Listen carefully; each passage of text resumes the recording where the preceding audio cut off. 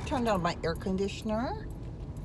Just got done dropping off Jim at the airport because he is off to Maui for 3 days to go ahead and do some working.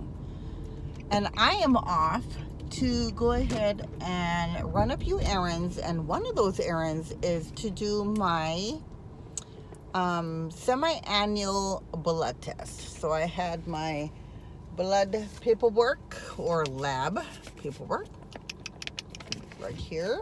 We're gonna go ahead and get that done. So I thought, hey, instead of being by myself in the car, why not go ahead and talk to you guys?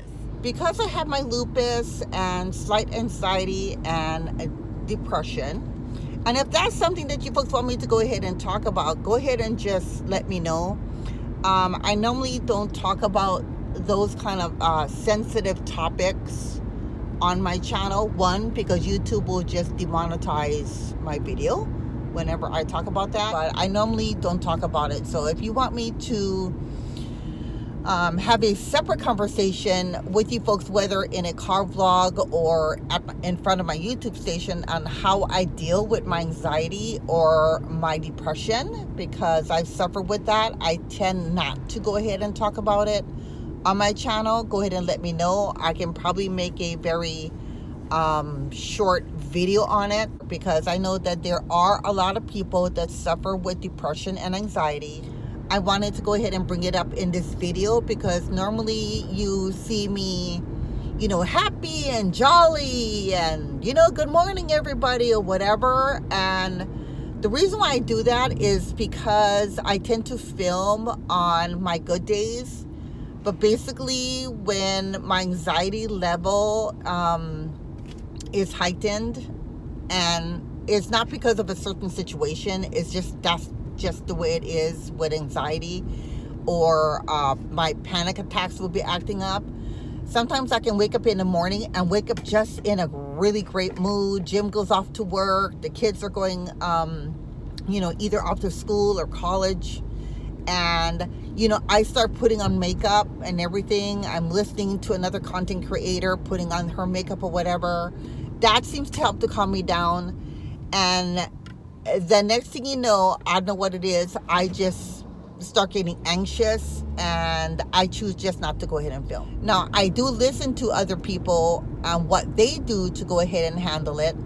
Part of it is maybe medication, part of it is therapy, part of it is getting into some, crafting, doing things that make you happy. And, there is a lot of things out there that we do not have control over, on the news. And that's another thing. I just don't watch the news unless it applies directly to me, which means like the weather.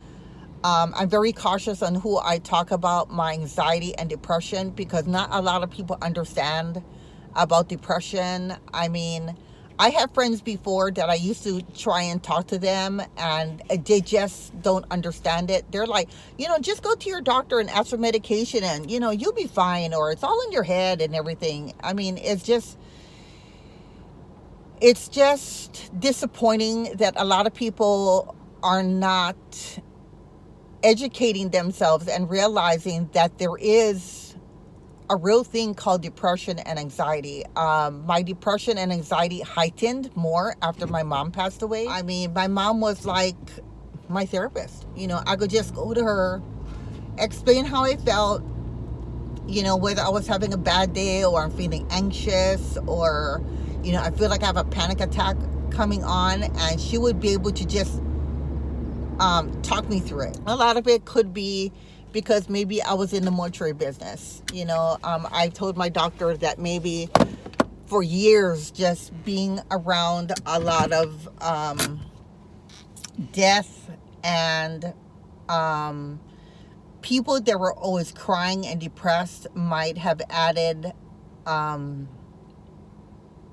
lot of depression into my life. Because when you're going to work and you're not able to smile because you have to be melancholy when you're dealing with people who have just lost a loved one, I think maybe that has a lot to do with it.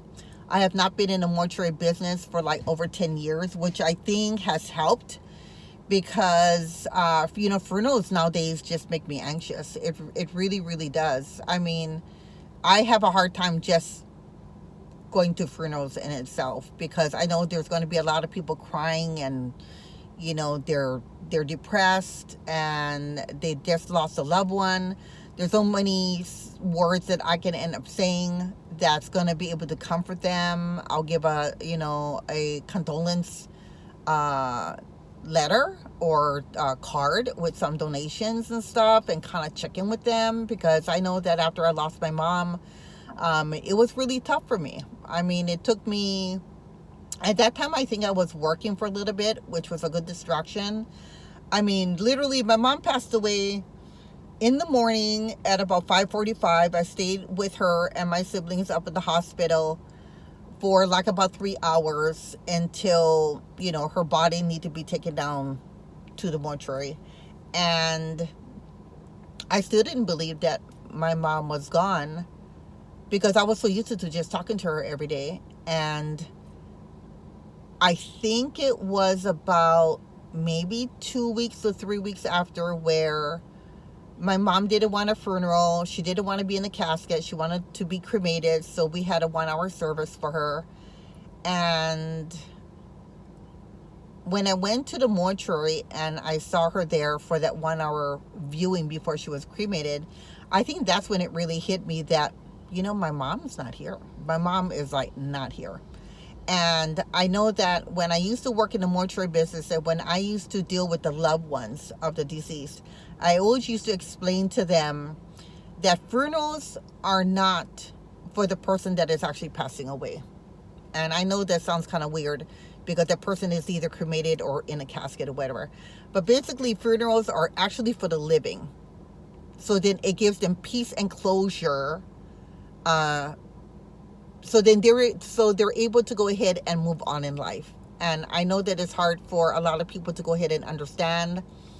And a lot of people thought that when I was working in the mortuary business, that when you had somebody that actually passed away in your own family, it was probably a lot easier for you to go ahead and deal with death, because you're surrounded by people that are dying all the time, which is actually not true. We grieve like everybody else. And I think I've done a video on that. And if I can remember, I think one of them was called, you know, A Daughter of a Mortician, when I was brought up in a mortuary family. And then when I went and became a mortician, and how I had to go ahead and deal with it. And then I decided to go ahead and just sell the business and close it down, and, you know, work in just a regular retail company, where I was able to actually be able to go ahead and smile and not be so melancholy. So I am here at my appointment to go ahead and do my blood lab. I'll be stepping out of the car, so we're going to go ahead and end this video right here. So I apologize if I'm feeling kind of melancholy today. You know, it is what it is. I try to come across in a happy, good-lucky way, but I'm just, I don't know. I'm feeling a little out of sorts, and it's not the weather or anything, or Jim leaving, you know, off island. He does that several times a month.